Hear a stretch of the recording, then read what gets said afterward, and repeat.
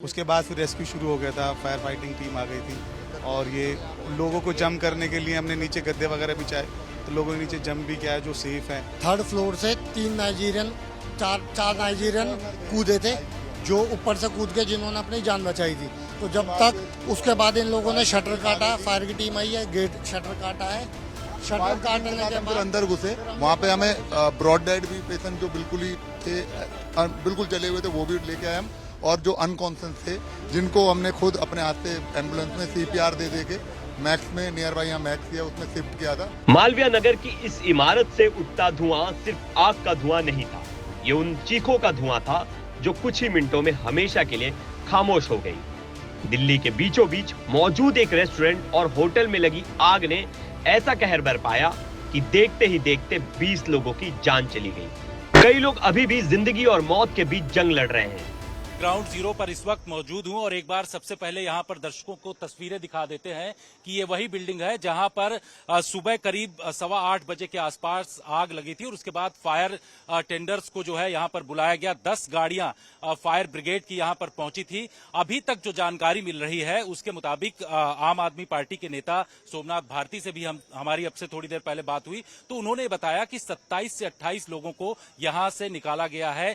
Fire brigade के लोग जो है वो लगातार रेस्क्यू ऑपरेशन में इस वक्त जुटे हुए हैं। नीचे जो बेसमेंट है वहां से कई लोगों को निकाला गया है। जो जानकारी मिल रही है उसके मुताबिक 4 लोगों की अभी तक जो जानकारी मिली है उसके मुताबिक मौत हो चुकी है और अभी भी यहां पर रेस्क्यू ऑपरेशन इस वक्त किया जा रहा है। लेकिन सबसे बड़ी बात यह है कि आग पर काबू पा लिया गया है, आग को जो है बुझा लिया गया है फायर ब्रिगेड के द्वारा। अब कोशिश ये किया जा रहा है कि जो लोग यहां पर फंसे हुए थे उनको निकाला जाए, क्योंकि जानकारी ये मिल रही है लोकल्स जो यहां पर मौजूद है उनके मुताबिक जो यहां जब आग लगी उसके बाद बहुत सारे लोग जो है वो निकल नहीं पा रहे थे, तो आसपास गद्दे डाल करके उनको ऊपर से जो लोग कूद रहे थे उनको बचाया गया है। तो इस तरीके की कोशिश लगातार यहां पर की गई है। लेकिन ये जो सिचुएशन है यहां पर आप देखिए कि फायर ब्रिगेड के लोग तमाम जो लोग हैं वो मौजूद हैं, एम्बुलेंस भी खड़ी हुई है यहां पर गाड़ी। देखिए अभी इसका डिटेल जो है वो निकाला जा रहा है, लेकिन तस्वीरों में आप देख रहे हैं कि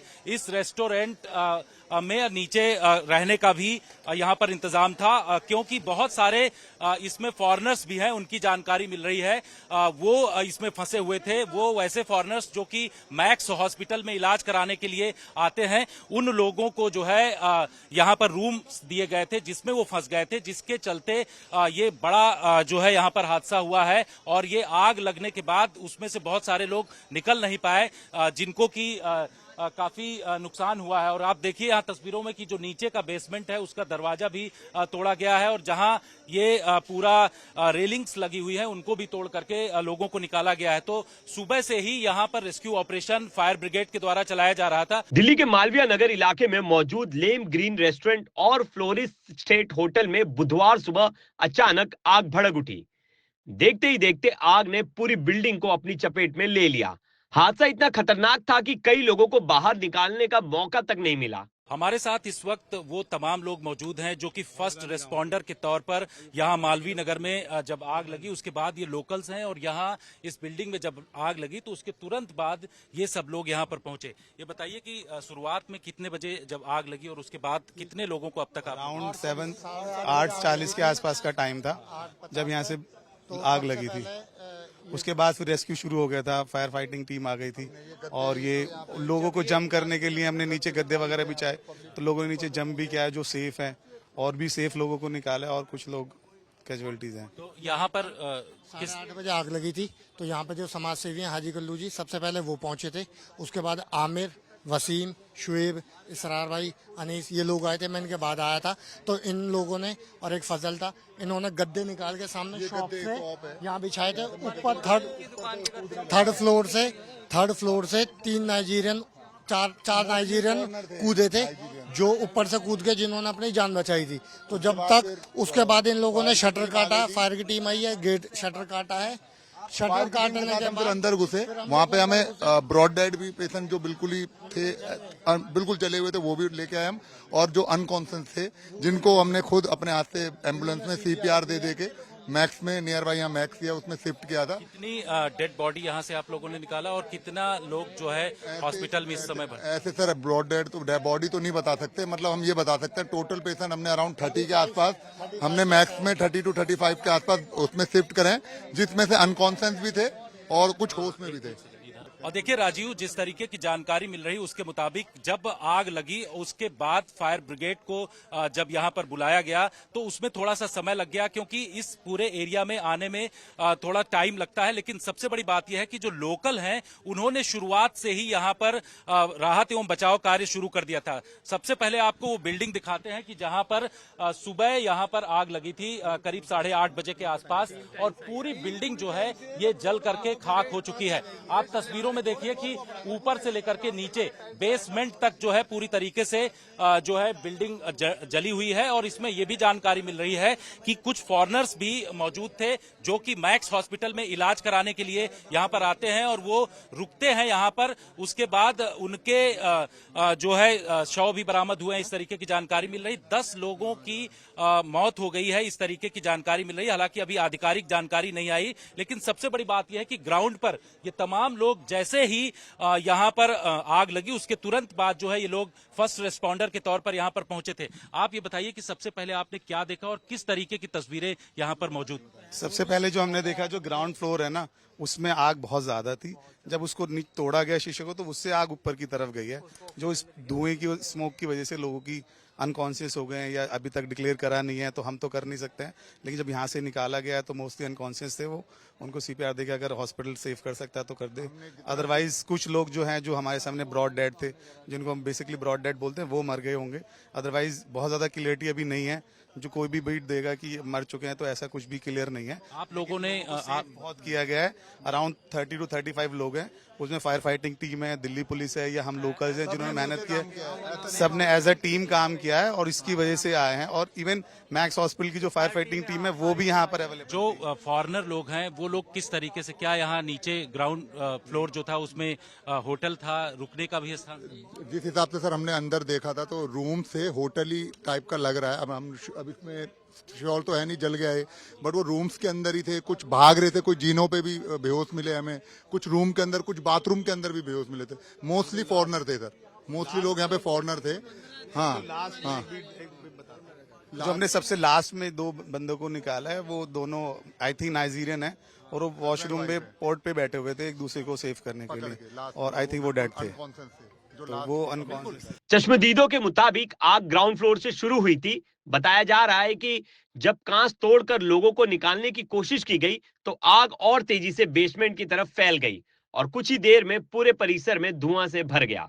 लोग जो है अभी भी यहाँ फायर ब्रिगेड के जो अधिकारी हैं वो भी मौजूद हैं, और ये छोटी जगह है, थोड़ा सा यहाँ से जो लोगों को निकालना उस समय काफी दिक्कत थी, क्योंकि जो विजुअल्स आ रहे हैं उसमें साफ तरीके से बहुत ज्यादा तेज आग लगी हुई थी। दमकल विभाग को सुबह आग लगने की सूचना मिली। इसके बाद फायर ब्रिगेड की कई गाड़ियां मौके पर पहुंची और रेस्क्यू ऑपरेशन शुरू किया गया। अब तक 37 लोगों को सुरक्षित बाहर निकाला जा चुका है, जबकि बेसमेंट से अभी भी 3 लोगों का रेस्क्यू किया गया। लेकिन राहत और बचाव का ये अभियान आसान नहीं था। अंदर फैले घने धुएं और तेज लपटों के बीच फायर कर्मियों को घंटों मशक्कत करनी पड़ी।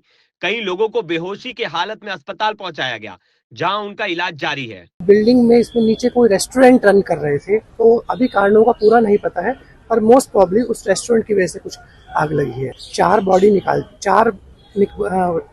के हम हॉस्पिटल जा चुकी है, वहां से कंफर्मेशन आई कि क्या पोजीशन है उनकी, और 7-8 लोग और भी ले आ चुके हैं, घायलों को भी। हादसे के बाद प्रशासन भी हरकत में आ गया। अधिकारियों का कहना है कि आग लगने की वजहों की जांच की जा रही है।